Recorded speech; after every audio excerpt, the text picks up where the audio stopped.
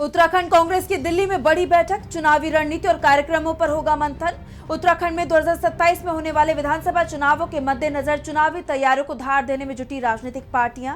उत्तराखंड में बीजेपी और कांग्रेस के लिए आगामी विधानसभा चुनाव वह बड़ी चुनौती। बूथ स्तर तक के कार्यकर्ताओं को आगामी चुनाव से पहले किया जा रहा मजबूत। बूथ जीता तो चुनाव जीता फॉर्मूले पर काम कर रही हैं पार्टियां। तमिलनाडु के दौरे पर उपराष्ट्रपति सीपी राधाकृष्णन, आज उनके दौरे का दूसरा दिन। अलग अलग अकादमिक, स्मृति और साहित्यिक कार्यक्रमों में होंगे शामिल। तिरुवरूर में तमिलनाडु केंद्रीय विश्वविद्यालय के 11वें दीक्षांत समारोह में शामिल होंगे उपराष्ट्रपति। विश्वविद्यालय के छात्रों और शिक्षकों से करेंगे संवाद। उच्च शिक्षा और राष्ट्र निर्माण से युवाओं की भूमिका पर रखेंगे अपने विचार। शस्त्र विश्वविद्यालय के समारोह में होंगे शामिल। कावेरी नदी जल विवाद, तमिलनाडु की याचिका पर आज सुप्रीम कोर्ट में होगी सुनवाई। अपनी याचिका में तमिलनाडु ने कर्नाटक से कावेरी नदी का पानी छोड़ने की है मांग।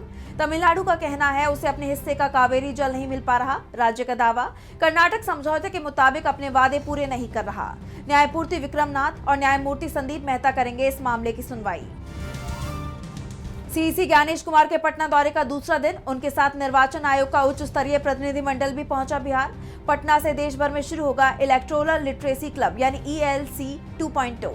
पटना के ज्ञान भवन में आयोजित होगा सम्मेलन। इस सम्मेलन में बिहार के 400 से ज्यादा शैक्षणिक संस्थानों से विद्यार्थी, शिक्षक, कुलपति, प्राचार्य और संस्थान प्रमुख लेंगे हिस्सा। कार्यक्रम में ELC 2.0 के नए लोगो और वर्किंग फ्रेमवर्क का किया जाएगा अनावरण। भारतीय निर्वाचन प्रक्रिया और ECI नेट प्लेटफॉर्म को लेकर भी दी जाएगी प्रस्तुतियां। इसका मकसद युवाओं को चुनावी प्रक्रिया से जोड़ना। हर घर तिरंगा अभियान का आखिरी दिन आज। देश भर में चलाया जा रहा है अभियान के दौरान की जाएंगी तिरंगा रैलियां, सांस्कृतिक कार्यक्रम, प्रदर्शनी, साइकिल और ई-बाइक रैली सहित विभिन्न आयोजन।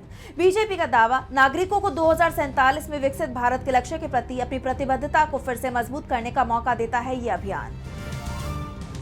दिल्ली में मतदाता सूची के विशेष गहन पुनरीक्षण यानी SIR का अंतिम दिन आज। घर घर पहुंचेंगे BLO। सत्यापन और सर्वे का कार्य आज रहेगा जारी।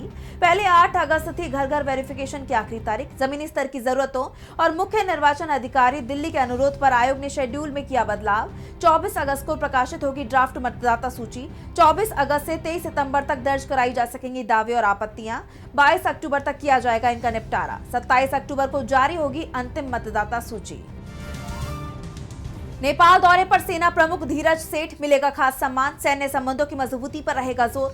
नेपाल की 3 दिवसीय यात्रा पर है आर्मी चीफ जनरल धीरज सेठ। नेपाली सेना प्रमुख से करेंगे मुलाकात। सामरिक मुद्दों पर करेंगे चर्चा। काठमांडू में नेपाली सेना के जनरल की मानद रैंक से नेपाली राष्ट्रपति करेंगे सम्मानित। भारत नेपाल रक्षा संबंधों को नई ऊंचाई देने की कवायद, अहम माना जा रहा है उनका दौरा। आज से शुरू होगी राजस्थान में स्थानीय निकाय और पंचायती राज चुनावों के लिए प्रक्रिया। चुनावी प्रक्रिया को सुचारू रूप से संपन्न कराने के लिए सरकार ने नगर निगमों और अन्य स्थानीय निकायों के चुनाव पर कुल 29 करोड़ 64,78,000 रुपए खर्च करने की दी है मंजूरी। जयपुर नगर निगम पर होगा सबसे अधिक खर्च, जबकि सबसे कम बजट पाली नगर निगम के लिए किया गया है निर्धारित।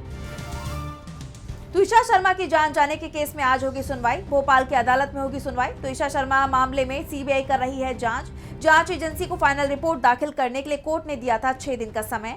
अदालत में CBI जांच का निष्कर्ष आ सकता है सामने। चार्जशीट नहीं आई तो आरोपियों को मिल सकती है बेल।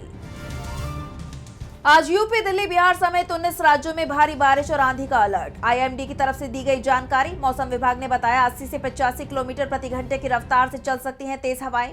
पूर्वी भारत के राज्यों में बिजली और वज्रपात गिरने का अलर्ट। वहीं पहाड़ी राज्यों में भूस्खलन की भी है चेतावनी।